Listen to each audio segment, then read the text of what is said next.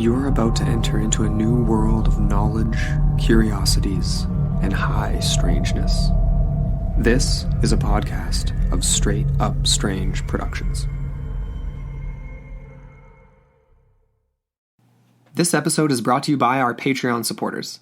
Become a patron today at patreon.com/intotheportal.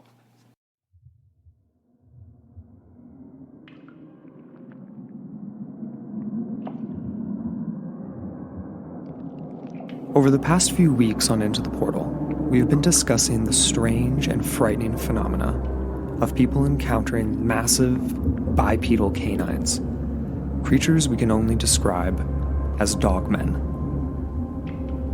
But beyond the forests of Michigan, Alaska, and Wisconsin, reports of these enigmas existing in great numbers were at one time common throughout the ancient world. Tribes of dog-headed beings, some of whom had technology of weapon making, hide tanning, and other organized skills, who were said to live in the remote mountain ranges of India, or in some cases unnamed islands of the Indies. Some of these accounts are oddly specific, while others are vague and straight up strange. This week on Into the Portal, we discuss all matters of dogmen from the ancient past, transitions of mythology, and attempt to make sense of modern-day sightings and encounters with these bizarre creatures.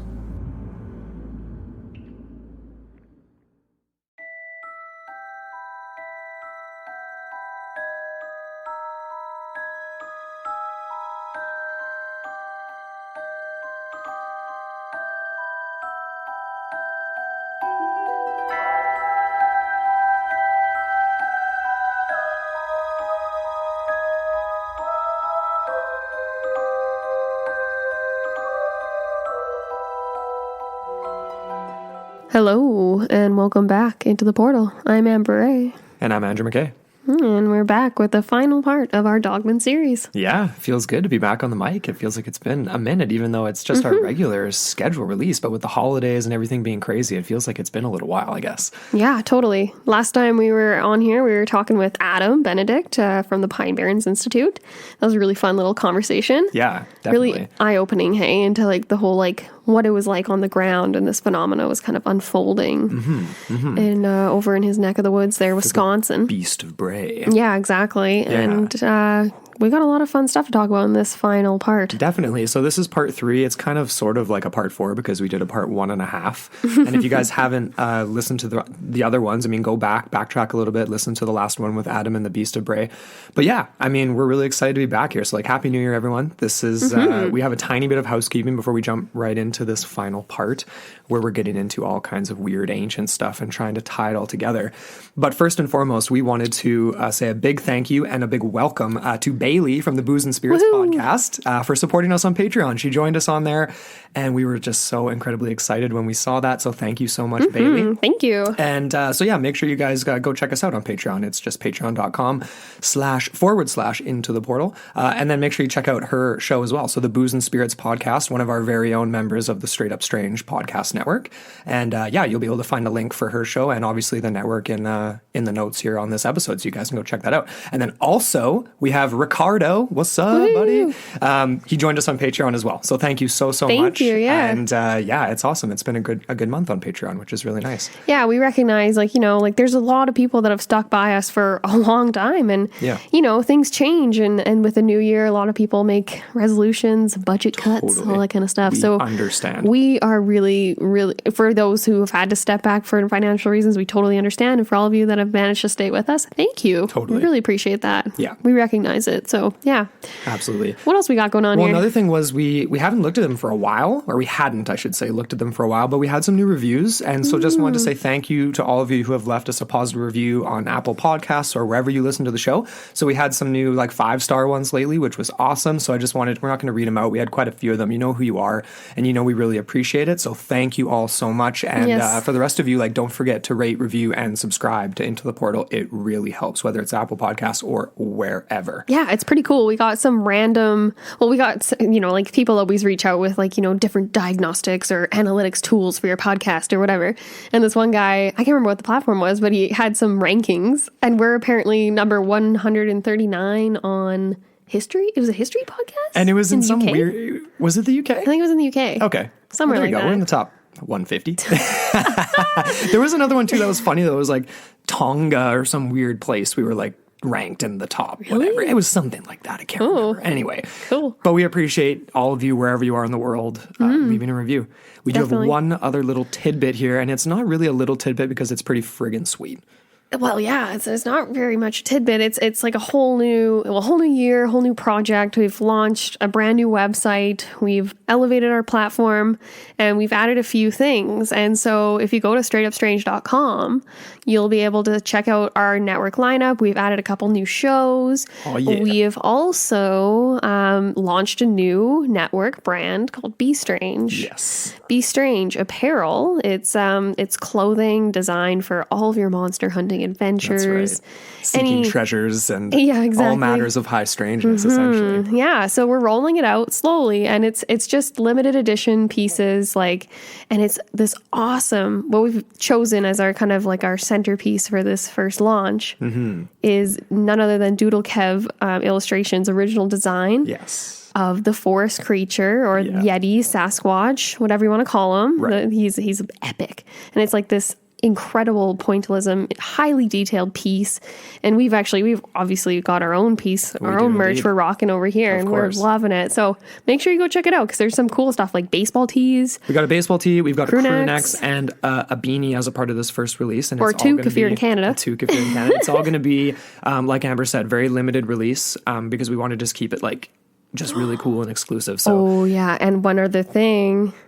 We have a pretty fun, so we did a limited edition sticker as well with the same design. Yes. So we've got the vinyl sticker that's just the black and white. We're also going to have a holographic version. Oh yeah, that's right. Yeah. It's really cool. So stay tuned for that. They haven't quite arrived. So awesome.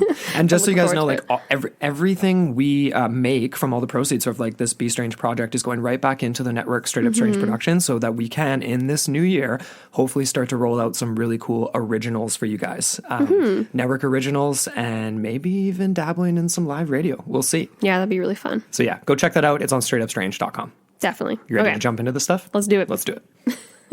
So we're going ancient, of course. It's kind of not our usual trajectory though, because we usually start with the ancient and work up to the modern. This time we did the inverse. We started very modern. The Dogman phenomena, what's really going on. And it was mostly concentrated in North America, mostly in the US, but we did see some examples from anywhere as far as not the Arctic, what am I trying to say? Alaska? Yes, Alaska. There was some Canadian ones we kind of loosely mentioned, right? Like on the East Coast and moving up northward in that on that side of the continent and things like that. Exactly. Seems to be pretty ubiquitous wherever you go. But in the ancient world, we're coming into some very strange examples of things that could be related. Potentially. Yeah, there are a lot of parallels, mostly in the description. So we're talking about dog-headed men. Creatures that were widely believed to exist and were referred to mostly as the cynocephaly. Yes. And this is a word that derives from the ancient Greek word, oh my gosh, which it's spelled with a K. It's like kynocephalios, but Kynocephalus. Yeah, sorry about that, guys. I tried to get most of the pronunciations before we started. Sat down, but this one I forgot. That's okay. But anyways, it just means it's dog-headed, and it has two parts to it here. We got the kuon, which is dog, and kepalos, which is head. Yes, very, very much so. And so we can also trace this back to the Latin versions of this form of the word. So cyno meaning dog, cephaly, disease of the head. So that ties into stuff that we'll get into in this episode too, because it's potentially related to werewolves, related to Christian lore, related to all kinds of things. Lycanthropy we're going to get into as well. So there is this connection to the idea of sickness or a condition of sorts, an ailment, something going on. These are very widespread references, and there's lots of varying contexts as well. We're going to have a lot of references to some pretty famous historical figures in this episode, which is kind of interesting to me. And even King Arthur gets into this. Yeah. So this was just a little blurb here. Supposedly, him and his army, there's a story that goes that they actually defeated a band of dog-headed soldiers in the mountains. That's interesting because that's pretty far north. A lot of these things are going to be centered around North Africa and obviously the European continent as well. So the common belief, a lot of people, if you talk about this in a mainstream context, a lot of people will tell you that these legends most likely originate in these ancient travelers' accounts of African baboons mistaken as men. So the kind of idea of like animalization of foreigners, of people that you don't understand, which can definitely explain a lot of this, but there's a lot of really weird accounts that don't make you think of baboons in any way, shape, or form at all. Right. But I do see that, right? Because like a baboon, if you look at a baboon, it's pretty freaking crazy. And it's got kind of a snout, right? And it obviously stands up on two legs and it's got a thicker, like, what am I trying to say? Like a mane kind of thing going around the neck. Yeah.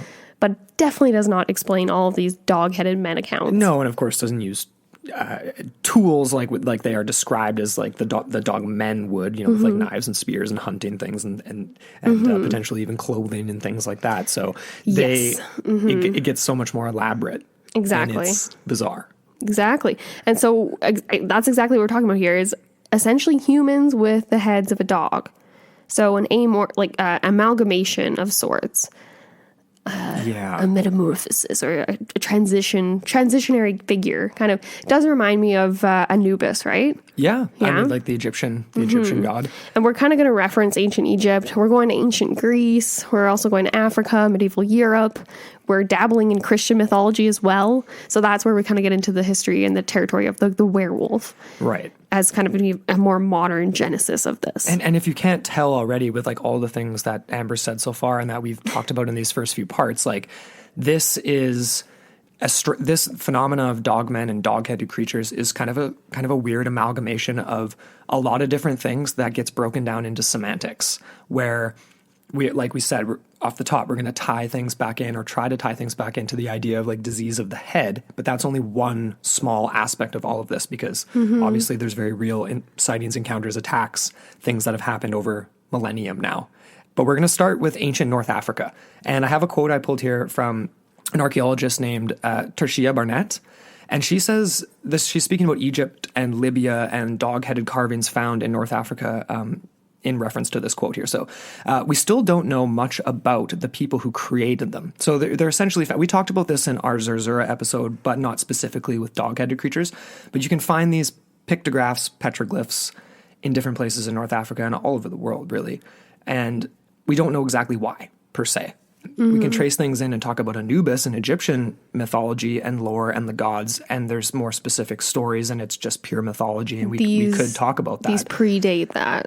Exactly. So this is in the deserts of western Libya, on the cliffs and boulders along the edge of a place called Wadi Matandush. There are these rock carvings, so cut by a culture making the jump from hunter-gathering to nomadic pastoral farming around 4,000. So these we've talked about lots of carvings like this before. They show animals in North Africa long before it became the Sahara Desert that we know today. It was an oasis, right? That sounds like a pretty mainstream like timeline too that you're talking about. The hunter-gatherer to nomadic. Like some people stretch that timeline to be much further back. Oh, for sure. This is just sort of general, but the idea of it being obviously far predating the writings of Herodotus and some of these Greeks that we're going to get into for like ancient cynocephaly sightings, and then of course, way before the Michigan Dogman and a Beast of Bray, and like how could any of this possibly be connected? So these carvings show, of course, giraffes, elephants, accurately depicted, right? And we talked about this in the Zerzura episode. They're very specific to what these creatures actually were when they were there, what is now the desert. But one carving shows two dog-headed men dragging away the body of a rhinoceros, or possibly using some sort of, there's speculation that it's depicting magic being used to control creatures or to move the creatures where they want to go. And it's this wadi, this one rock carving site featuring these dog-headed men that's sort of like, I don't even know, it makes people question, like, why? Like, and how does this potentially tie into, mythology of North Africa much, much later, like thousands of years later? But it is just, these are just cave artwork, right? So that's a big leap to say this was specifically drawing real dog-headed creatures, but it is accurately depicting animals too. So we can take this in many different ways. The sort of ancient alien idea of this is to take things very literally, right? Looking at cave art, looking at things and taking things directly. But even if you don't subscribe to that, you don't just jump 0 to 11 like that, all myths are based in something. They drew that for a reason. And if it was before Anubis-ish, depending on which tribe you're talking about, an earlier version of that god, where did that originate from? Why did that stem? It's bizarre. There's got to be a nugget somewhere. It's got to be a nugget. And we get more of these sort of this breadcrumb trail of these possibly very real dog-headed men that appear in later writings of these Greek historians. So whether or not, I mean, I love this stuff. This is my bread and butter. It is. And let's jump into that 400 BC. Exactly. Yeah. So we're moving up slightly in this geologic and anthropological timeline here. We're going to Greece. So this is actually Theseus, ancient Greek physician. He wrote a very interesting and strange account of the cynocephaly in the mountains of India. Right. This is a common theme that we're going to see in a few different writings, is the idea that these creatures live in India, which to me, again, speaks to this idea of like, oh yeah, very foreign territory for these people. Right. Are we, again, animalizing... all throughout the Near East, really. Like, just bizarre. Exactly. But anyways, he did write this account. It comes from, I love this part here, the mountains of India, which at the time was known as Indica. Smoking that kush. Got good Hindu kush. Yes. But this account is extremely detailed. So some people argue that makes it more fantastical. Other people, it makes it more true for them, and others less so. But let's look at this here. So he talks about how there was a tribe of people with a dog, with the dogs of head, with the heads of a dog. And he described them as using barks and snarls as communication. They'd have like a range of pitches. So you can imagine howling and yelping and all sorts of stuff. Interestingly, it was said that they could actually understand the language of humans to some extent.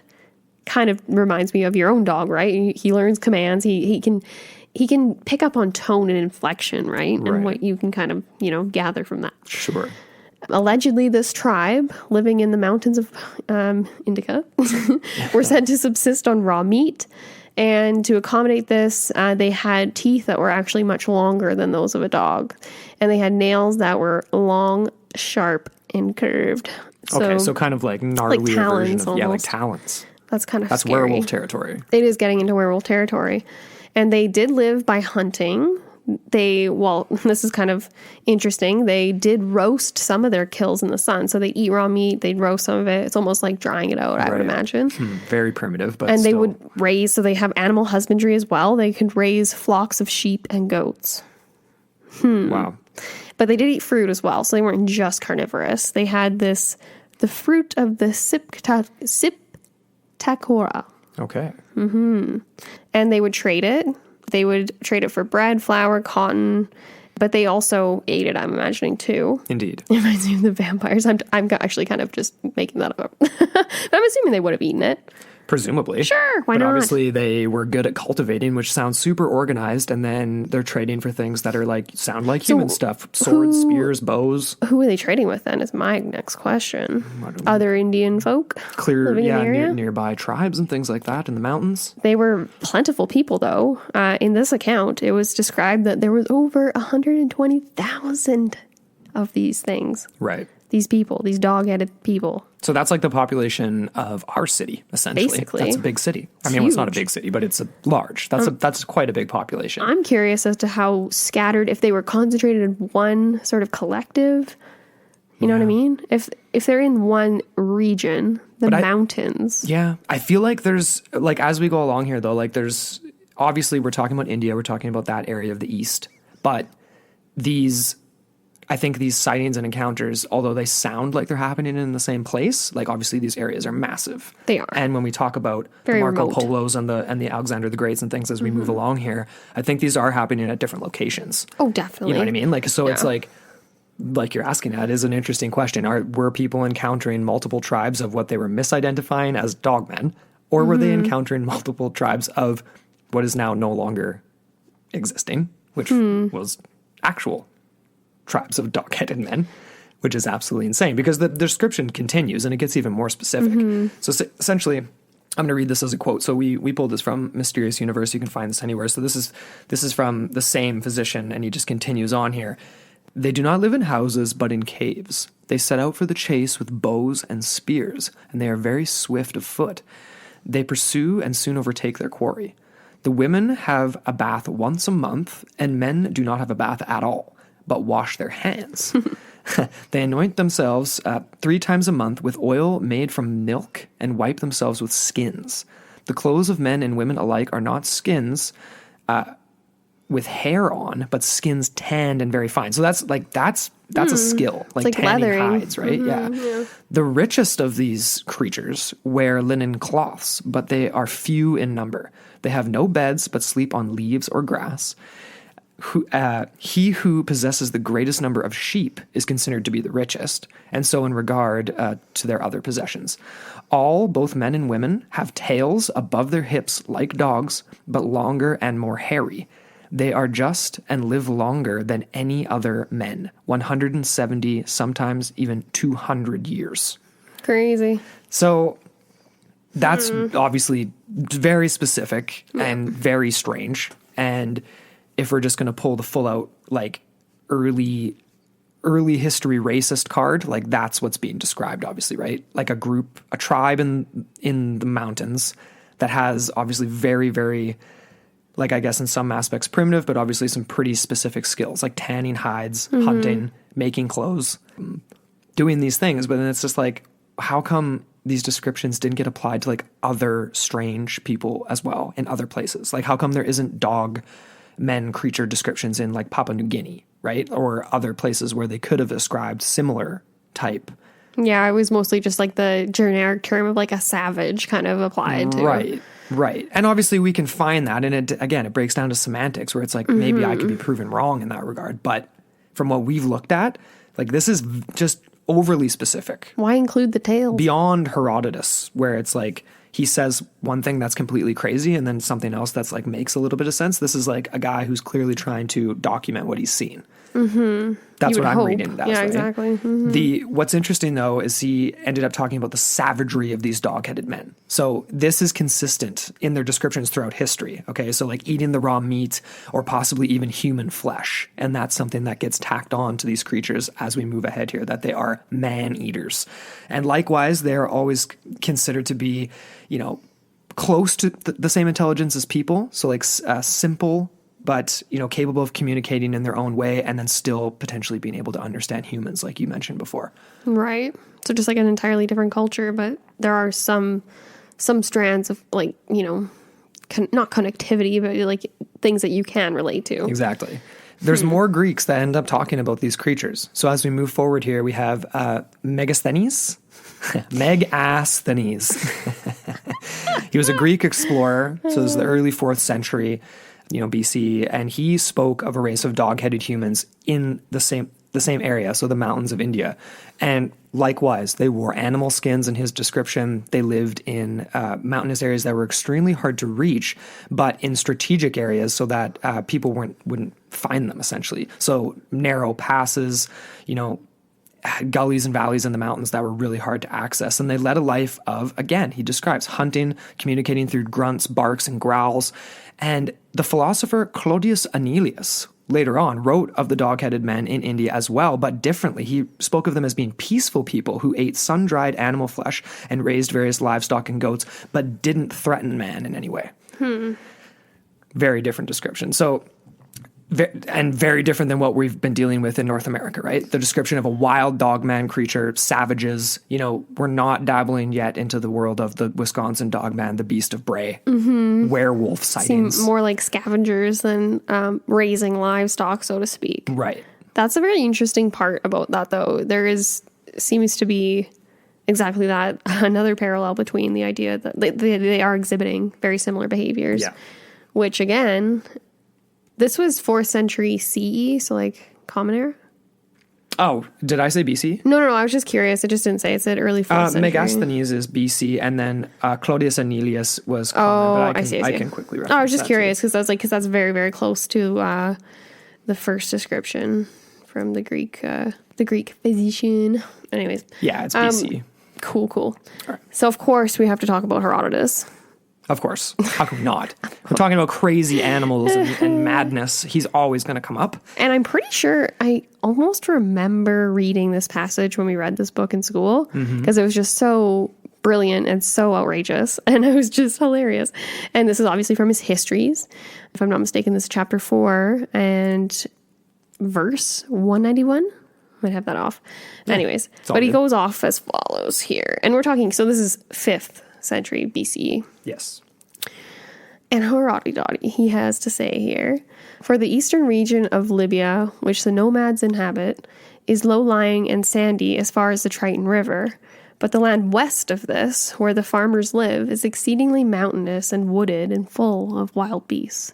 In that country, there are huge snakes, and the lions, and the elephants, and bears, and asps, the horned asses, the cynocephali, dog-headed, and the headless men, who have eyes in their chests, as the Libyans say, and the wild men and women, besides many other creatures not fabulous.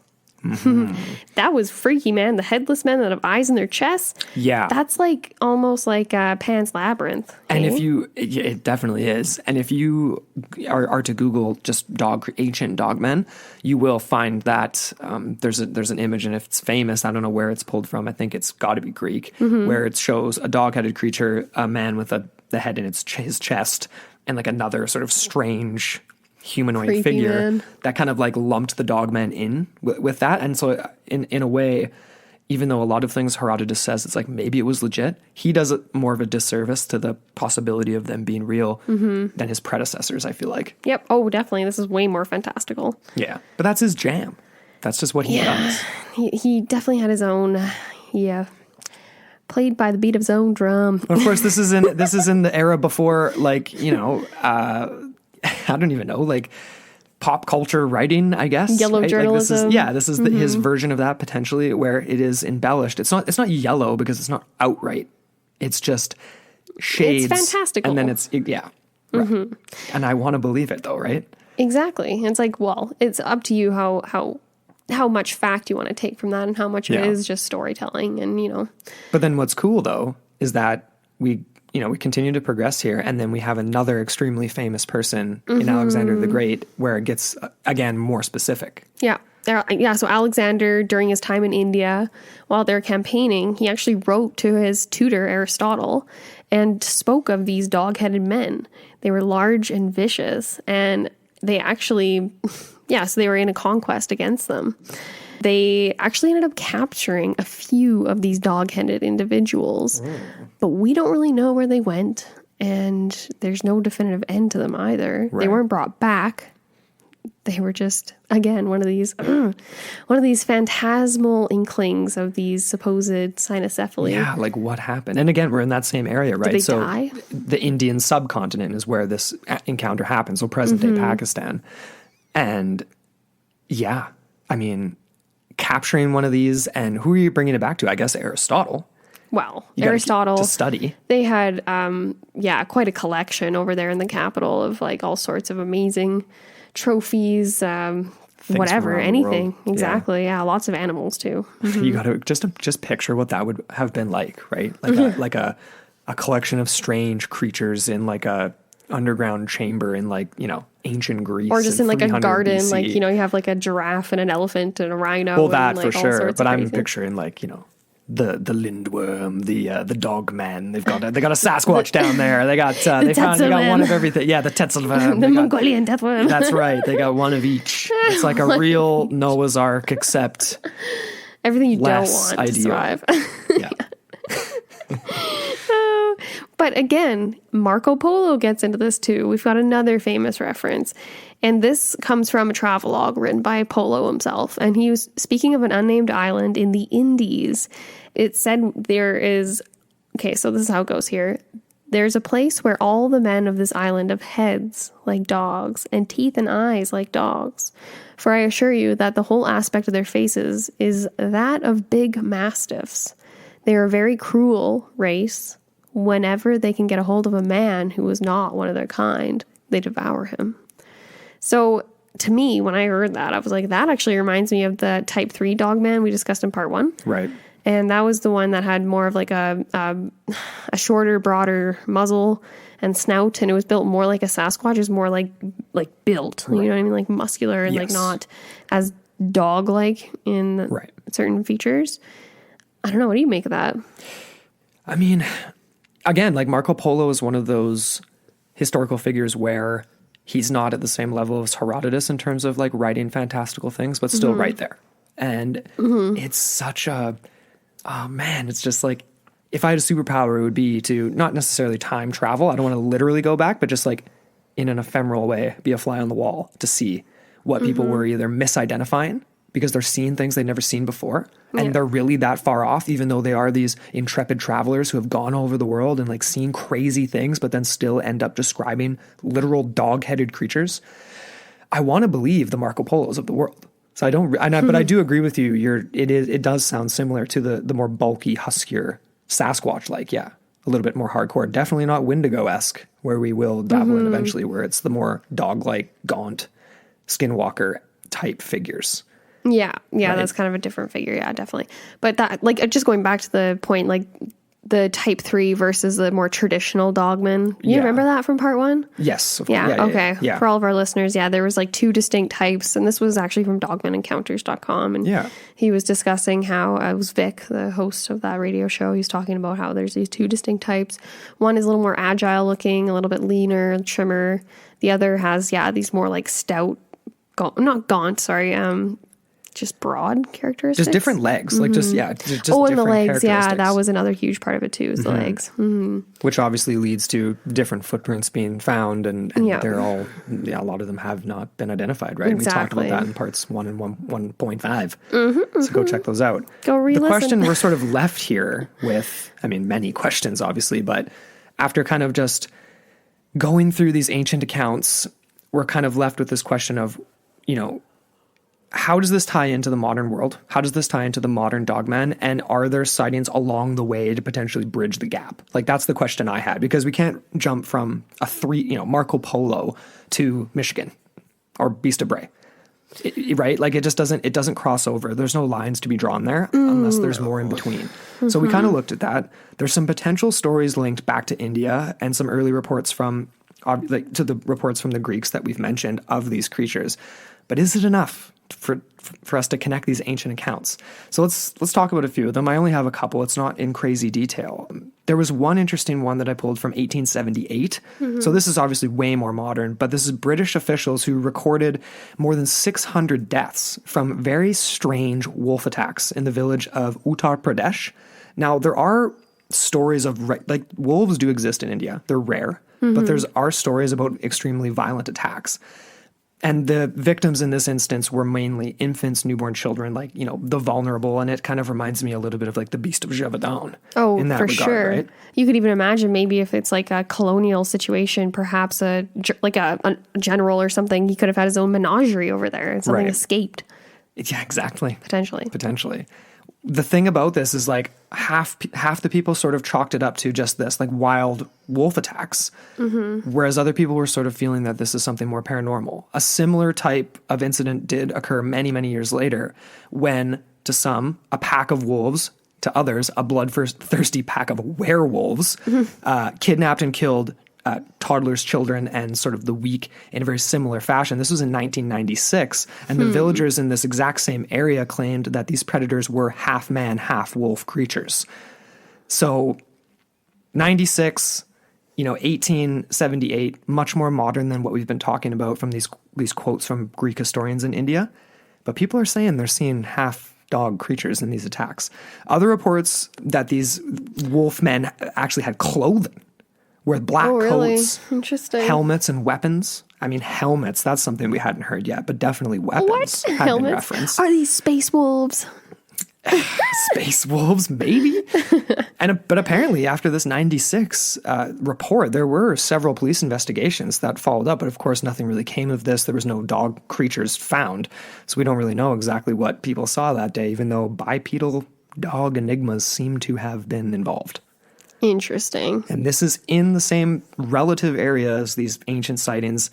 Obviously, that is like a fairly, I'm going to call myself out, like that is a fairly weak line to draw, but it's something there. It's in the Near East. And then we see a transition through Christian mythology into Europe and then into North America. So that's kind of where we're headed now. So we do have a bit of a gap in the timeline there, but that is really interesting. The specific description of these half, not just a wolf, you know what I mean? Not just because that would definitely lend itself to a different kind of conversation that wouldn't really be associated with what we're trying to do here in this Dogman series. Well, and it's very similar to what people are seeing in, I guess, like, to the Michigan Dogman, to the Beast of Bray, where the people there, the skeptics, are chalking it up to large timberwolf sightings, things like that. When people are clearly describing upright, nearly bipedal. identical to what these people experienced and to what the Greek historians were describing as well. Yeah.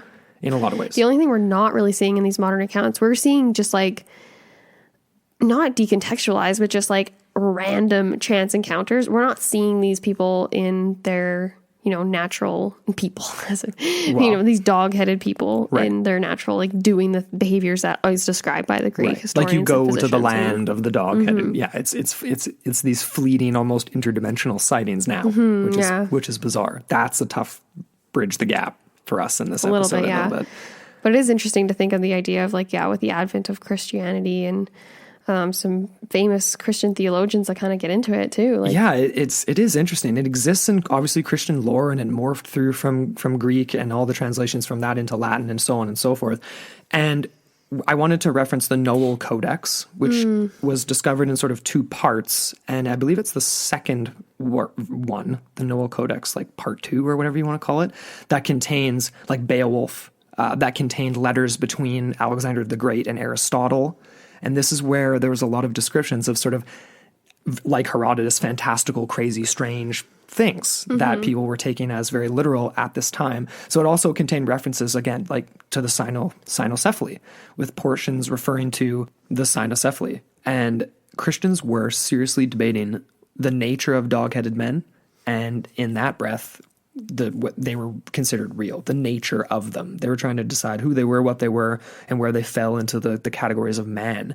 And during the 5th century AD, we've got St. Augustine of Hippo, love that name, and he spoke of them, talked about the cynocephaly. And this is a quote from him: "Wherefore, to conclude this question cautiously and guardedly, either these things which have been told to some races have no existence at all, or if they do exist, they are not human races, or if they are human, they are descended from Adam." So you got one of 3 options. he's kind of like hedging his bets a little bit, right? Like he's refusing to define them as being either human or animal, a question that still exists today, if we're to talk about whether interdimensional creatures or obviously if they even exist at all. Yeah, whether misidentified cryptozoology or just doesn't exist, and people are seeing things that aren't really there. But the church seems to be having this ongoing question and a history with these creatures. So there's another story of Saint Mercurius, who describes how his grandfather had been killed and eaten by 2 dog-headed men, and then how the saint converted them to Christianity, and this was like their salvation. And he was said to use them after they had been saved as special weapons against enemies of Rome. That's you know what amazing. I mean? So that and then again, so like special weapons for what? For as soldiers, I'm thinking, right? And he's a saint. Well, bloody times. The Vatican City's got a pretty gnarly like assassins force, I'm fairly sure. Oh, yeah. You know what I mean? Yeah, like the popes. This reminds me of the movie, because we totally binged John Wick, all 1, 2, and 3 parts last night. Don't tell the world that. No. I'm not embarrassed to say that Keanu Reeves really pulled it off. Canoe. Oh, yeah. Canoe. Don't take the kayak, take the canoe. Take the canoe. But that scene where in the third one where, oh my gosh, what's her name? That she's got the 2 dogs. Oh, Halle Berry. Badass Halle Berry, yeah. She's still got it. Definitely. Wow, they were her special weapons. There, that's how you tied it in. Okay. Yeah. I gotcha. Dogs with special weapons. Okay. I like that. But that sort of potentially ties into like ancient sightings and people saying like, hey, we saw these dog creatures with helmets and spears and weapons and stuff. They can be trained as soldiers, presumably. So it's kind of interesting. Yeah. But then like Augustine, just going back to the actual quote here, the reference, like Augustine, St. Augustine, multiple other church members, they seem to, wrestle with this idea, debate back and forth with this idea whether or not these dog-headed men were indeed descendants of Adam or not. Were they relatives of man? Mm-hmm. And this guy named Ratranmus, he wrote to the, these names, to Rimbert. So these are monks. Presbyterian. You Presbyterian. That's an inside joke. But he wrote, they corresponded back and forth in regards to the cynocephaly. And in one of their letters, he decides that they are essentially, in his mind, degenerated human descendants of Adam. That they are essentially like mutated would be a more modern sort of term. Almost like those giants are mentioned in the Bible, hey? They were like the fallen, yeah. The Nephil, I don't even know. What were those called? Someone shout us out and tell us what those are. Well, they were referenced in the movie Noah, right? Where they're like the stone angels they were that are like brought cool. back. Mm-hmm. We never did end up covering that, did we? The fallen ones, no, because wasn't our favorite. Well, anyways, yeah. I just wanted to mention before we kind of even go further with this whole Christian theologian and all this stuff, just a little tidbit. This was the era in which these very hardcore Christian theologians were debating many, many, many such things as how many angels can fit on the head of a pin. Right.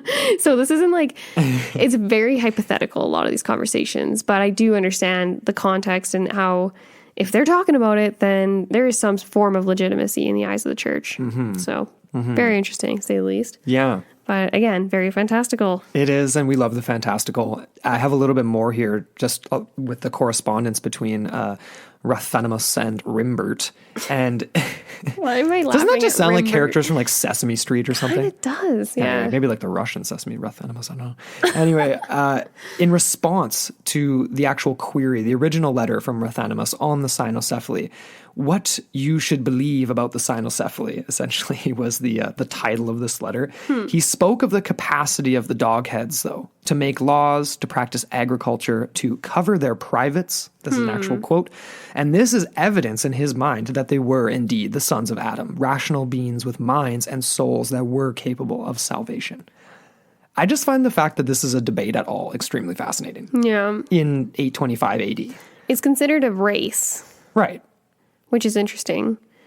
To me, it's not as if, like, these are others, right? They're entirely other beings, but in the same sense, they exist almost in a parallel. It's not as if these are things that reside within the society. It's not like these are afflicted individuals, is kind of the sense that I'm getting. Until we start dabbling in werewolf territory. Where it starts to become, an actual condition, an illness, something that you've transformed into. Right. And then we get into these sort of aligning it with the devil, like a pact with the devil in a lot of cases. Which is so ironic, though, because in such a positive way, there were direct depictions in Christian symbology that linked these very strange, bizarre race of dog-headed creature to everyday life in Christianity. So, for example, like in the Eastern Orthodox Church, they viewed St. Christopher as having the head of a dog, and it's depicted in all kinds of like stained glass windows and different iconography and things like that. And this may have been a result of like misinterpretation of the word canius, so like into canine, and then later there was a German bishop and poet, Walter of Speyer, who wrote of St. Christopher as a large cynocephalic figure, so like depicted as this dog creature, but in like not in a negative way. Almost like Anubis. Again, that's a positive light. Well, god of the underworld or the keeper of the underworld. Yeah. Or the gatekeeper? I can't remember which one he is. Anubis. Oh, gosh. Thoth, I thought was the gatekeeper. Oh, right, yeah. And he reads out Anubis the final whatever. Is involved as well in the underworld. I can't remember exactly. He's there. He's doing stuff. Right. But then he's out. there. He's doing, whatever, have a smoke, have a drink, chilling out. This is where we're making this transition, though, into werewolf territory. So we've gone from ancient Greece. We've gone through into like old world Christian lore and these like debates back and forth. But then this obviously just spread out into Anglo-Saxon England, where it became even more vague. There was references to wolf's hefford or wolf's head, a description given to essentially, criminals or people who didn't fit in with society. And that's breaking it down to semantics. Okay. Not literal werewolves or people transitioning into cynocephalic figures. You're very dog-headed. But you're a dog-headed individual. You're doggedly, you're I guess an outcast. you don't hear that as like a reference now, though, as like an old world saying, like, you're being really dog. You know what I mean? Like you're a real dog head because you like stole something, right? Like it doesn't make a whole lot of sense to me in that regard. I've never heard that before. But it does. You can see where the werewolf angle comes in modern Western Europe here. Yes, from dogmen to werewolves, the Christian context helps us along here. And from the Middle Ages onward, there were many, many cases of these supposed werewolf beings. And many of these were in the context of relations of hell, the devil. There's two sides to this kind of. It's the idea of werewolves as we know them were actually entirely created out of older pagan folklore that was then mixed and melded with Christianity and became kind of a new version. Right. Or it's the idea that the old way of knowing, so the pagan way of knowing, right, something that could be referred to as a dogman or something else, could slowly sort of transform into this kind of werewolf connotation as well. Well, I think because of the Christian lens. Right, but it's also the question of whether or not it's developed purely as folklore because of this transition, because of all the stories and then melding with Christian folklore and developed into the werewolf as pure folklore, or there's very real things that have been happening for centuries and now it's being viewed through the lens of modern Christianity as it's evolved in Western Europe as werewolves, people transitioning and changing as an illness rather than just a race of cynocephalic figures from India. It's kind of a leap. A little bit, right? This idea of like there being othered races, other whole colonies of people versus like, you know what I mean? Like this sort of transitory disease, like, you know, transformation kind of thing. Right. But again, we like to make leaps. But you actually wrote this here. So I don't know if you can actually speak to it better than I can right now. Well, I just kind of said the way that's I mean, there's two sides of the coin. You either believe in these things or you don't. You either think they exist in one way, shape, or form, it's almost like, or you don't.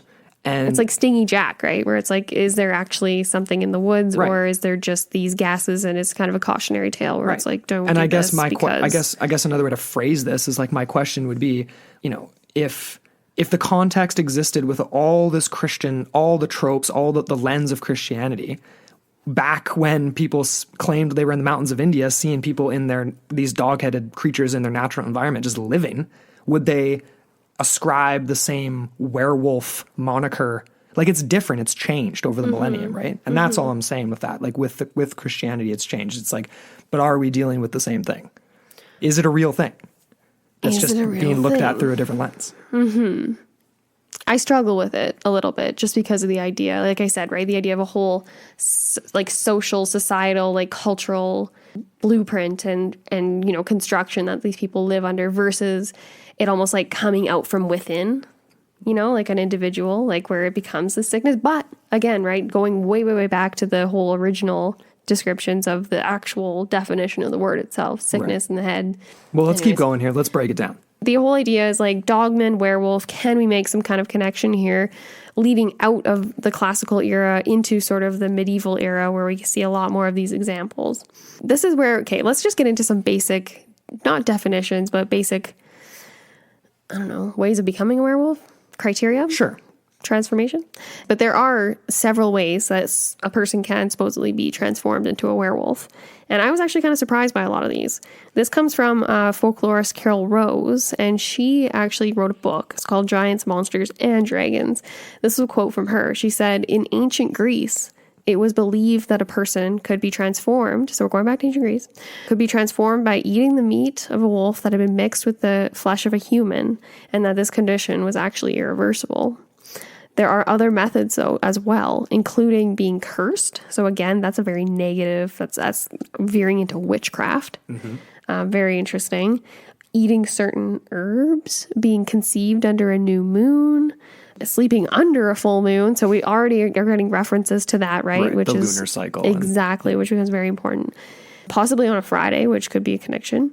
This was probably the weirdest one for me. The idea that you could drink water that's been touched by a wolf, and that would transform you into like a werewolf. A special wolf, though, I guess. A special wolf.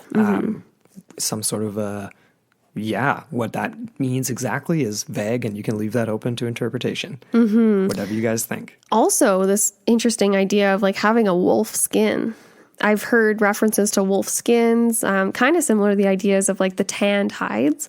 Also references to belts, like you don this belt and you kind of transform into this thing. Interesting. Yeah. Like separate objects that allow you to transform. That's unique. That's and then for me, I was like, wait a second here. Where does this whole age-old adage of the whole, like, you know, you get bit by the wolf or scratched by the wolf and you become the wolf kind of thing? That is pretty predominant in like Hollywood, pop culture, and stuff. And it does exist as like another sort of way that you can transform as well.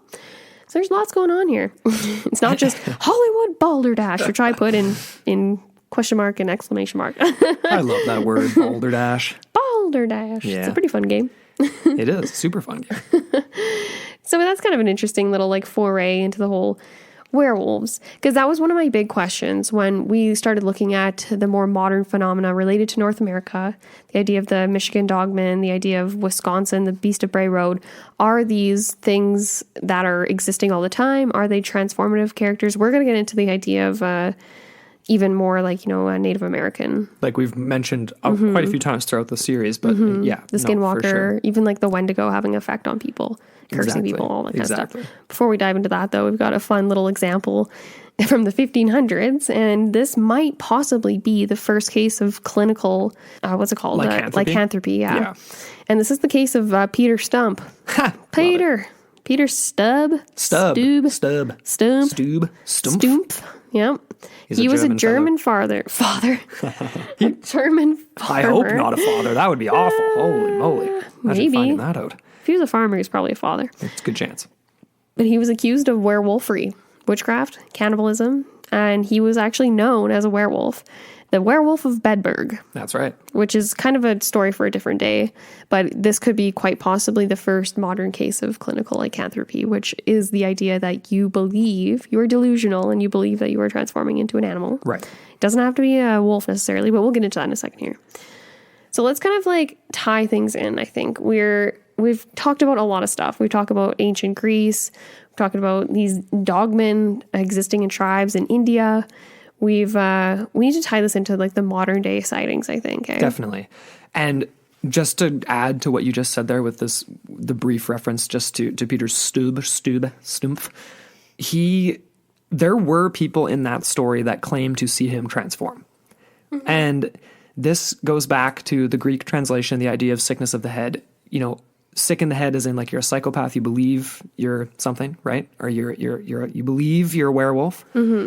Or ties to something from the ancient past, and this is obviously straight paranormal, this is craziness, but if you believe werewolves are real, and if they are potentially connected to the cynocephaly or some sort of ancient dog-headed creatures, that, I don't even know, I'm hesitant to use the words like ancestors or like DNA still being involved or something, but it's like, this is their remnants. This is them left over, right? They found a way to stay. That's interesting that you mentioned DNA, genetics, because a lot of people do talk about that, and a lot of it bleeds into fiction, obviously. But like even on the Wiki fandom page for werewolves, it talks about how you can actually, like a lot of cases of werewolves transforming, or people transforming into werewolves, I should say, occur in the adolescent range of 11 to 17, because you're going through all these hormonal changes, and you can actually activate DNA, like genetics, that lead you into these werewolf-like states, if you want to believe that. Yeah. But that is actually a very interesting little hub there. Right. There was another thing too that before we actually get into these modern sightings,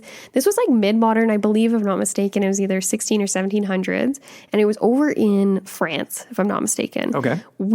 I couldn't pull this up again. It was like one of those remnants where you're like, out of all the stupid, like, you know, unexplained mysteries with like William Shatner and all these kind of different series that we've seen over the past few weeks, there was one mention of a guy, he was in his late teens to early 20s in France, somewhere in that rough date range. Right. And he was responsible for maiming and murdering a bunch of people in his village. And he was under the impression that he was a werewolf. Right. And claimed it till the day he died. Yeah. Right. Yeah. He was imprisoned and then eventually, he died at a young age. But very I wonder crazy. if anyone claimed to see him literally I transform. wonder, because I think he would actually wear like wolf's, like To look like yeah, exactly, almost like a he'd wear shaman garb Yeah. kind of thing going on. exactly. Very, very strange. As we transition here, I feel like that transition is like the word of the episode as we're just like going through all these like this, because it's a vast swath of time, right? Like from going way back into like the ancient Greek stuff. But I pulled this quote. It's from Scott Wells, who writes for a bunch of different stuff. I pulled this from academia.edu. He does folkloric studies and things like that. But I just thought this was a really good transition. There you go. There's that word again. Oh. So here it goes. It is intriguing to note that the description of them, meaning the cynocephaly dog creatures, remains consistent across the centuries and through many cultures. This creates a unique, unvaried picture that doesn't seem to exist with similar mythical entities. There's some could argue that, but I get what he's saying, right? Yeah. He continues on here. The cynocephaly were savage warriors, carnivores, if not outright cannibalistic, as referenced in many stories. They stood upright. They were capable of using weapons, indicating possibly having an opposable thumb, so much more human-like and some sort of a weird hybrid, right? They dressed in animal skins. They spoke their own barking language, but could understood human speech, like we've talked about. They had claws on their hands and feet, had tails, and lived in mountain caves, or more rarely cities, in northern India and North Africa, 120,000 in population, like was described. They had shaggy, mane-like hair around their head and shoulders, and eyes seemed to glow. Common with that is a similarity with the North American sightings, right? The glowing eyes. Yep. They found their food through hunting. Taken as a whole, this description matches the modern ones given by witnesses to the Dogman or werewolf cryptid-like phenomena in North America. While it's impossible to know for certain if they are related, they seem at least physically identical or similar to tales of the cynocephaly. It is, at the very least, food for thought and helps to develop a possible historical connection. End quote. Very cool. That does very succinctly tie in a lot of these concepts that I am struggling to tie in and speak to eloquently today. Sorry, guys. When we started this Dogman series, okay, guys, we started doing the research and it was just going to be one episode. We were going to do one episode, maybe two. We ended up talking about the films and stuff, and here we are in technically the fourth one. There's more rabbit holes to go down. So this many has more. This has been crazy. This is actually really cool. Before we go over, make the jump back to North America, there was one from Germany, and this is very recent. It's the 1970s. Okay, here we go. So less than 50 years ago. And this was Western Germany. This links a dogman-like creature to these other reports on the continents around, like the Indian subcontinent, African, whatever. So this actually comes from a guy. It was a Week in Weird article that we're referencing here. Nice. And the German fellow that wrote in to describe his encounter, he describes himself as a German army brat. So I'm kind of assuming that's the son of a German army I don't officer. even know. I've heard that reference before, but I actually don't know. I don't know. But apparently at the time he was living near a station in the forest of Wildflecken. He was about 12 at the time of his encounter. The story goes that him and a friend were camping and they had just settled down for the evening. It was about 9 p.m. at night. They built a fire when their encounter occurred. So essentially what they had, they basically stumbled upon, well, they didn't stumble upon, the wolf creature stumbled upon them, the dogman-like thing. And it was kind of brief. He described it as a very tall creature on two legs, which looked a bit like a German shepherd. So the more dog-leg, not like the Sasquatch-like creature that was like the type 3 that was described in Dogman encounters. Yeah. But essentially, he stepped out of the foliage, and it was described as 6 or 7 feet tall. He distinctly remembers tall ears, a long snout, heavy shoulders, long tail, and bent dog legs. It's very muscular in build and had a thick upper body and a narrow lower body. It was colored the exact same as a German shepherd, and it was said to step over the fire between the two of them and then bolted. And it was gone in a quick second, extremely fast. So this is a really interesting little bit here. So this individual actually claimed that he believes this creature might be related to an ancient agrarian cult of farmland protectors. So this is late Middle Ages, 16th century, kind of petered out by the 16th century kind of thing. And this was a cult known as the Good Walkers or the Benandanti werewolves. And they believed themselves to actually be transformative figures that didn't actually like transform their bodies, but they left their bodies in the night and they would assume other forms in order to protect the farmland and the pastoral areas that they lived in against encroachment by like malevolent spirits and different threats, these like witches of the plain as they describe them. So cool. Very, very cool. And so these good walkers were often conceived of as half human, half animal creatures, many times dogs or wolves. The weirdest part is that they're actually generally doers of good. So they would lift curses, they would heal the sick, they would ward off these evil witches, as they were known, or spirits or whatever. Right. The Benedante werewolf. The Benedante. And I just put this little thing in here. It's like almost like the Mother Teresa's of the paranormal. Yeah, to an extent. Yeah. So like I already mentioned off the top here, these figures were not set to transform, but they left their form behind and assumed others, which really reminded me of the guy in Game of Thrones, the little kid who, when he goes to sleep at night, he goes into his own dire wolf. That's right. So I was like, whoa, that's a cool parallel right there, but obviously totally fictional, but again, kind of speaks to the concept. Right. One of the coolest parts about this too, for me, was the idea that these spirits, these beings, these werewolves, actually traveled to the underworld to defeat these evil spirits and witches. Unfortunately, due to the unpopularity of like witchcraft and magic in this time, the cult died out in the 1600s after kind of being brought under scrutiny by the Inquisition, and they were found guilty of witchcraft. Of course. Even though they weren't really doing anything wrong. They were trying to help. And the irony being that, 800 years earlier, or even a little earlier than that, the Christian theologians were discussing the existence and debate of similar creatures that these people claim to believe or transform into that were not seen as like inherently negative and were sons of Adam. So all it takes is 800 years and then those ideas are toasty creams. But that is really interesting, though. I love that tidbit. And I just like the connection too, because for me, these Benedante werewolves provide an interesting contrast to that of the North American skinwalker phenomena. And so these skinwalkers, and also you can talk about the Wendigo in this scenario as well. Yeah. So both of these are very like negatively kind of described things, like phenomena. Like the skinwalker is basically this cursed, malevolent shapeshifter. The term is never applied to like healers or witch doctors that do good. Right. It's a term of condemnation. Like you've got some powerful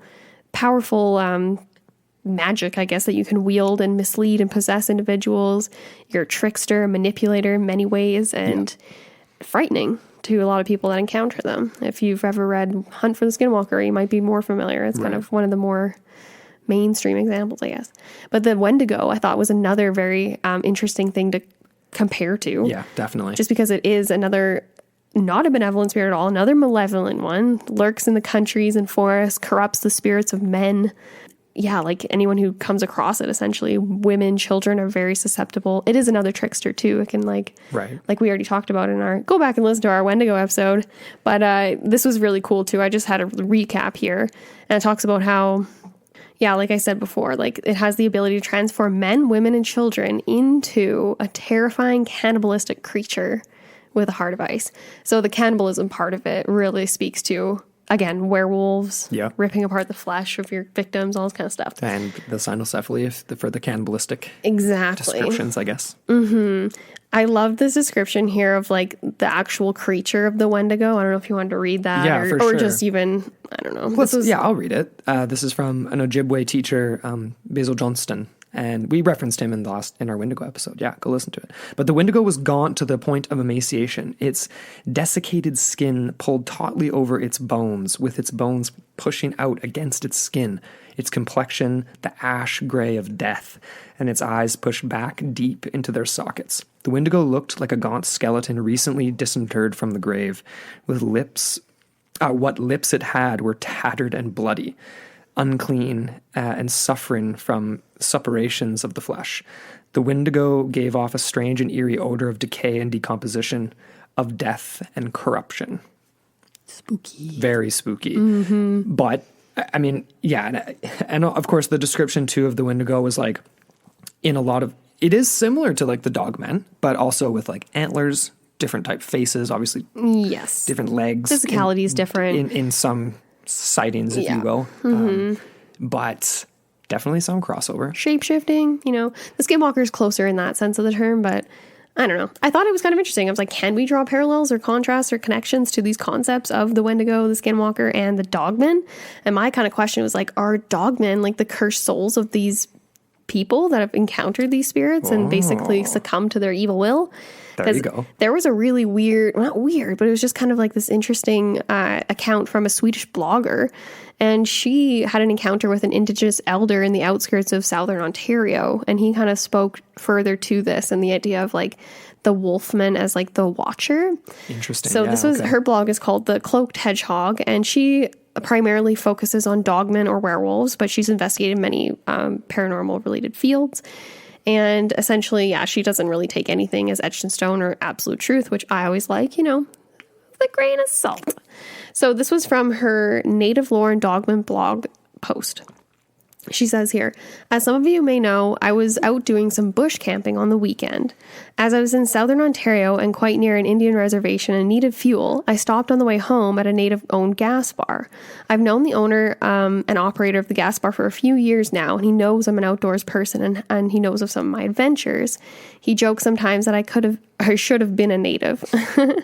So as I trust him and he had some time, I told him about the podcast I did on Dogman Encounters. So she's a podcaster too. What? Mm-hmm. Anyways, so he got animated, as she says, and asked if I could hang around for a while. Eventually, he invited her over to his home for coffee when his shift finished. So when they got there, he introduced her to his father, who was about 70 years old, and he was, quote, a weathered-looking, strongly native face and a typically Mohawk Native mannerism about him. Okay. Stoicism and stalwart. Okay. Stalwart, hey? I'm not really familiar with that word. So she sat down with him and had some coffee with him, and she kind of told him of her Dogman encounter. Okay. Mm-hmm. So she had a personal encounter. So essentially he sat and listened to her for quite a while. And then after a few minutes, he went into the house and returned with some homegrown tobacco and a small smooth stone with a wolf figure on it, along with some sweetgrass. Then he started talking and talked for about 2 hours.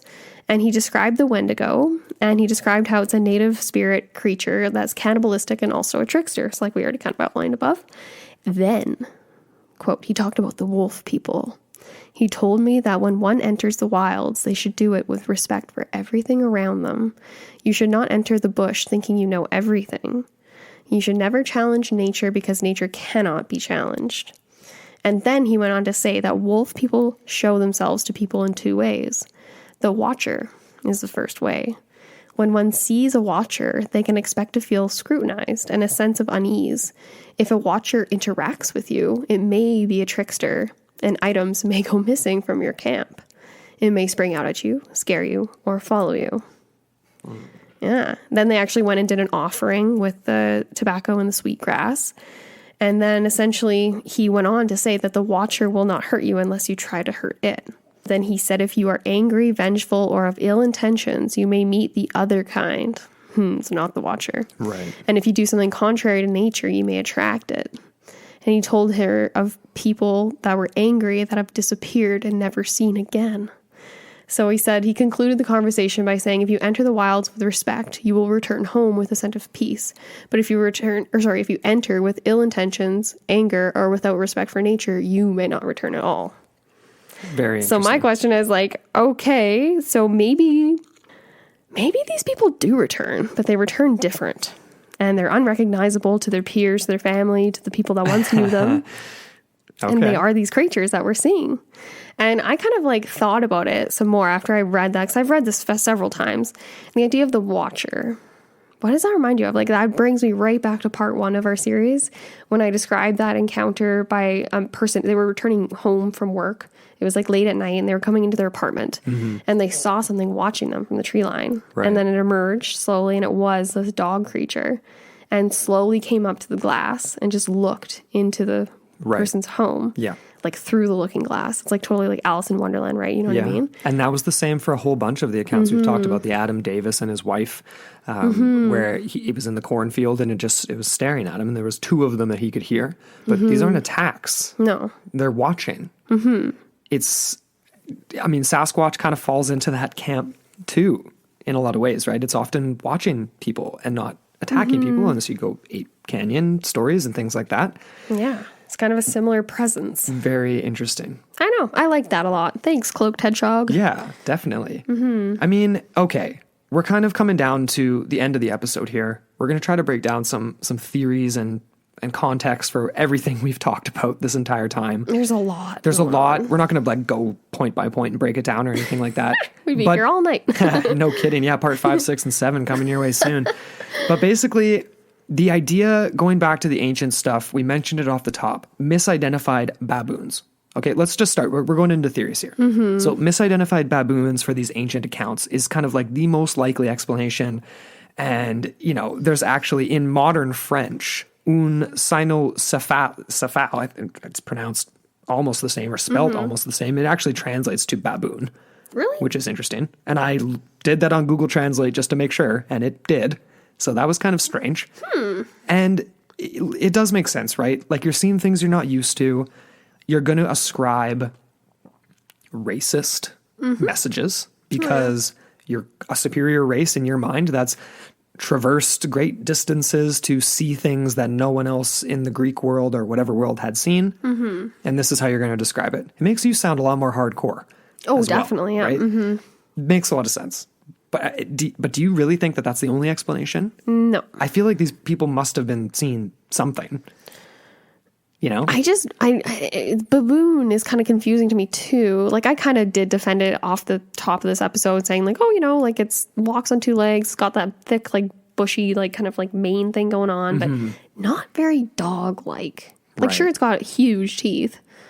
But not very dog-like, you know? No, true. Like why would you go there? These modern sort of, I hear you. These modern translations, though, do lend to the idea. Like there's another one. Papilio cynocephalus is the scientific name for the East Africa yellow baboon. Oh. Okay. So, yeah, while another species is officially designated as Anubis baboon. What? So, yeah. No way. Anubis. That's hilarious. Strange, right? And this is, of course, what Pliny the Elder, Endless rabbit Herodotus holes. talked about. Yeah, so kind of odd, but You I know, mean, if you look at a baboon too, I'm looking at this yellow baboon right now. It kind of has like a bear-like snout. it know what I does. mean? Yeah, almost more like a wahila-like, if we're talking more wolf-like especially at certain creature. angles versus others. You know what You're I mean? literally moving your head right now and trying to show the angles. It's very effective for an audio podcast. So effective. But it does kind of like you could definitely chalk up a few of those. Yeah. For sure. So there's that. I mean, you guys can take that as you will. I think they were probably seeing some other stuff too that, I mean, yeah, we just can't explain now. It's long gone. But it maybe wasn't just baboons. I have some like other. Sorry, I'm just starting to yawn. Nice. Sorry, Amber. guys. Real Sorry, guys. nice. It was one of those things that just came out. Got a ham in the oven. Oh, man. Anyways, but just on that note of when you're like making more fantastical claims, if you're trying to bolster your legitimacy, your hardcoreness, like you kind of said, like, and the subsequent animalization of indigenous groups, right? Like this happened all over the place. And like, sometimes it was more just generic term of savage. There's a lot more descriptors as well that we'll not really get into per se, but the idea that a large percentage of these cases could just be racist and derogatory descriptions of foreigners with strange customs and dress. The idea that something is just so foreign looking that they describe it with pure animalistic terms, negating the entire human side of what they've witnessed. Right. Like even traditional headdresses, right? Like some cultures, ceremonial costumes, war dress. Yeah, definitely. Definitely. Like, Yeah. I'm even just, I don't know why Ace Ventura just popped in my head.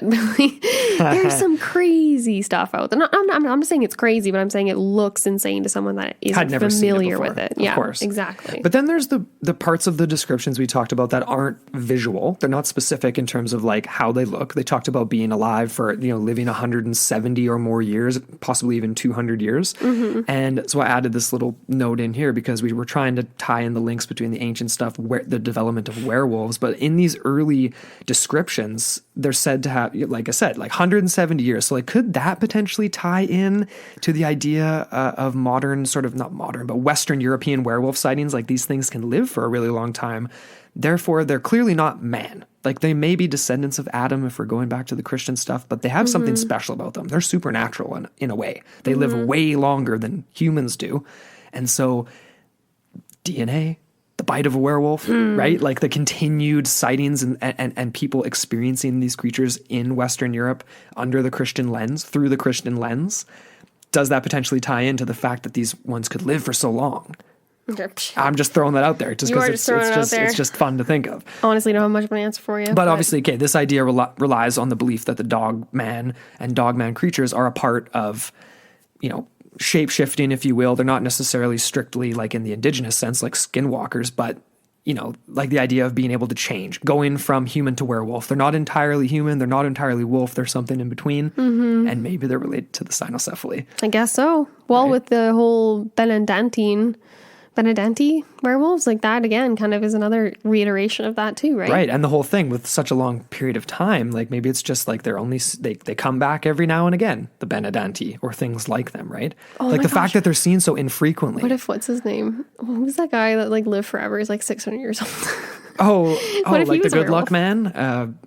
Yeah. Oh, what was that guy's name? The alchemy man. No, not the good luck man. Not the good luck man. The guy from medieval court and not Paracelsus. Not Paracelsus. I'm blanking. The Count of Saint Germain. The Count of Saint Germain. Maybe he was a werewolf. Well, maybe he harvested some cynocephaly juice and he was sipping it over the years. You can take a little bit. It's like a 5-hour energy, except you can. It's a 500-year energy. It's a 500-year life bottle. Okay, I don't know where I'm going with that. Well, okay. That's an interesting little foray. Yes. So what about the idea that, can we get into like clinical lycanthropy for a sec here? Sure. Because this is, again, kind of a real thing. And it goes back to the ancient interpretation, or translation, I should say, of this being an affliction. The idea of like cynoencephaly is like a disease of the head. So are we talking about something that's physical or psychological in nature? And can we connect this to the modern Dogman? Is this something that, is kind of taken a next level? Like what if someone is literally under this sort of like umbrella where they are mentally ill and they've dressed up? Yeah. But Amber, people are seeing things that are like 8 feet tall, like multiples, different locations, like, I guess, right? Like you could chalk that up for a few things. Maybe. But going there's someone that puts a TV on their head and goes around and just puts TVs on people's porches. I feel like there's a lot of crazy shit in this world. For sure. You have to get people to believe you though. Like, and for all the people to see it and believe it is when they're hunters and avid outdoorsmen or this, that, and the other thing. But what you're saying, though, I had this idea. Believability is kind of the inverse of what I'm talking about with clinical, because you're literally delusional. No, but that's but the people witnessing it wouldn't be delusional. So like what you're describing is like the inverse. So it's like, it's not lycanthropy, it's kind of like a mass hysteria type thing. The Dogman stories come out in these places. These people don't believe they're werewolves, but it's like almost a reverse version. They believe they're seeing Dogmen, potentially. That's kind of, exactly. Is that what you're getting at? Yes. So let's just talk about lycanthropy in general. Like exactly like I said, you are delusional. It's the delusion of an individual perceiving themselves to be transforming into an animal. So in this sense, the transformation is only in the mind and subsequent behaviors of that individual. It's not in their physiology. So if you are exactly that, we would have to apply mass hysteria to this. Yes. If we are actually going to use this as an explanation, because applied to the ancient examples of societies of dogmen, this is very unlikely because it depends on a number of factors, including the delusion of the witnesses, not the dogmen themselves. Right. Mass disease of whole groups of people. So, you know what I mean? Like that's another factor. This is a very rare condition. It's very individualistic, like clinical lycanthropy. That does not come in masses at all. And there's actually, this is kind of an interesting side fact here. Since the 1850s, there's only been actually 13 reported cases of these clinical lycanthropies where they actually think they're transforming into a werewolf. Right. There have been other reports of delusions of people transforming into other animals, including snakes, frogs, And dogs. Ah. Yeah. A little So more there you go. specific. Dogman. So I don't really think this is an applicable example for a lot of what we've talked about, but I think it is worthy just to mention it because it is definitely relevant. No, it definitely is. And you're right. There are people out there doing this. You're right. You're 100% people dressing up or trying to do whatever. You know, we were watching that Dark Tourist series on Netflix, and he was chatting with some vampires in California, and like the guy legitimately thought he was a vampire and was licking the blood off some dude's back. And it's like, no, you're not. But sure. You are not going to live to be 1,000 years old. You will age and die. And that's why you have gray hair. Exactly. And you're doing this in your personal bathroom that you can see yourself in the mirror and everything else and whatever. So yeah, people can go real far with what they believe. But the people witnessing it, same thing we come back to every time. The Mass Sasquatch hysteria. sightings. It can't be, though, because it's in all these different locations. Yeah. And some of them are small populations, some are large populations, some come right after a Dogman sighting, so you could chalk it up to that. Some don't. You know, there are people who hadn't even read about it or heard about it necessarily before. Yeah. And so my final thoughts on this, to try to make it sound just concise and just sort of, I mean, this is sort of where I'm at. The Dogman phenomena, the sightings in Michigan, in Wisconsin, in Alaska, throughout North America, and the alleged ones in the ancient world are a mix of different phenomena, in my mind. This is what I'm thinking. So in the context of North America, I think that I'm a more staunch believer in Sasquatch than as a cryptozoological phenomena than the Dogman as an individual unique species. I think there's been more evidence for Sasquatch existing, and so I think Sasquatch sightings get conflated with Dogman sightings. We talked about that a little bit with Adam. There's for example, there's a lot of videos online. I was looking at one today that was like Dogman in Texas, and I'm watching it. Classic shaky, grainy video. It stands up bipedally, and it's like every single video that says, "Hey, look, I have a video of a Sasquatch." Right? It's just it's a dark figure standing on two legs. There's nothing to indicate that it's a Dogman at all. No. Right? It's like you could easily just change the title and say Sasquatch on video. And so I think like a lot of that's being mistaken for other creatures. That's increasing this perception of Dogman numbers or Dogman encounters. Lots of videos that look the same. Lots of tracks that are, they're unidentified, but they're still just like large wolf-like tracks, most likely, right? The other part of this is like possibly a genuine cryptid of this world, but never seen or caught. It's just like a mutated wolf. It's like a gnarlier wolf. But when we end up finding, the classic thing, we never find a skeleton of a Sasquatch. Well, if it's just like a really crazy timber wolf, like something that is believable but still uncommon, if we're going to find bones or remnants of this, no one's going to chalk it up to Dogman, cryptozoological phenomena. It's going to be like abnormal bear, abnormal wolf, something that's strange, but it's not a clear skeleton that's like 50-50 human and dog. Yeah, well, depending on the age of the skeleton too, True. That's a factor. The other third part that I always have to go to is that these creatures are real, but they're of course not of our world. Perhaps they once were a part of our world in greater numbers, as described in ancient times, and they have since found somewhere to hide, somewhere else to be, and obviously do not exist in the same structures they once did, organized with clothes and weapons, but they are still seen. They're seen by us. They're seen at certain times in certain places, and they watch us. And there's that. It's not an explanation, but it's just it is happening. Yeah, it's happening. There are things going on in this world, and yeah, it is easy to conflate a lot of stuff. I have to agree with a lot of what you said. I don't have any conclusions myself. This has been a lot of weirdness, and a lot of it is exactly that. It's unexplainable. I think, to give people the ultimate kind of cherry on top, I should just straight up ask you after all of this, would you be looking over your shoulder twice for a Dogman in the woods of Wisconsin or Michigan? Like, do you think, regardless of what you can designate it as, I'd be looking for a lot of other things first. Regardless of what you can designate it as, all we've talked about, like, do you think this exists? I have no answer in that regard. I think it is a possibility that it exists in the minds of people that have witnessed it, whether or not they've seen. Oh yeah, thumbs down. Boo. Oh yeah, I don't like my answer, hey? Well, I'll throw it right back at you. Yeah, I think they do. I fully believe that people are seeing something real, and Yeah, you've already given your conclusion. Dogman exists, man. Dogman exists. Andrew could go on about this for hours and hours. Yeah. Well, that's why we do a podcast. Exactly. Yes. Dogman exists. I'm saying it, but I have no proof.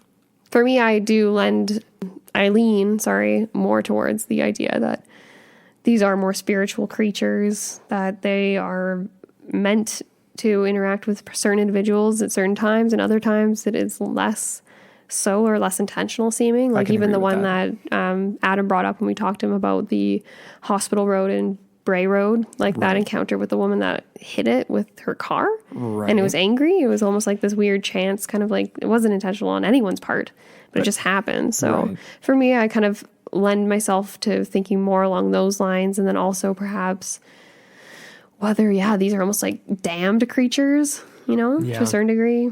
Thinking back to the idea of the unearthly howl, like, you know what I mean? That half human, half almost like scream, half howl. Mm-hmm. There's screams agonizing of the damned, or something kind of thing. Yeah, there is elements of that for sure. Mm-hmm. But overall, it's one big enigma.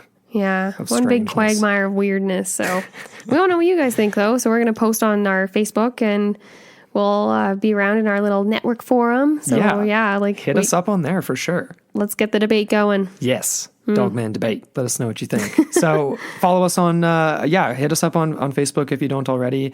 And Instagram at Into the Portal Podcast, on Twitter at Into the Portal 1. We're on there, our network's on there as well. Come follow Strange Pods at Strange Pods on Instagram. We're posting all kinds of cool stuff and lots coming down the pipe. And make sure you check out our new release of Be Strange, straightupstrange.com. Yeah, straightupstrange.com. So what did I just say? Did I say Be Strange? I think you said Be Strange. Straightupstrange.com, Be Strange. And we probably will have its own website eventually. But thank you guys so much for listening to this one. And until next time on Into the Portal. Your gateway to the bizarre.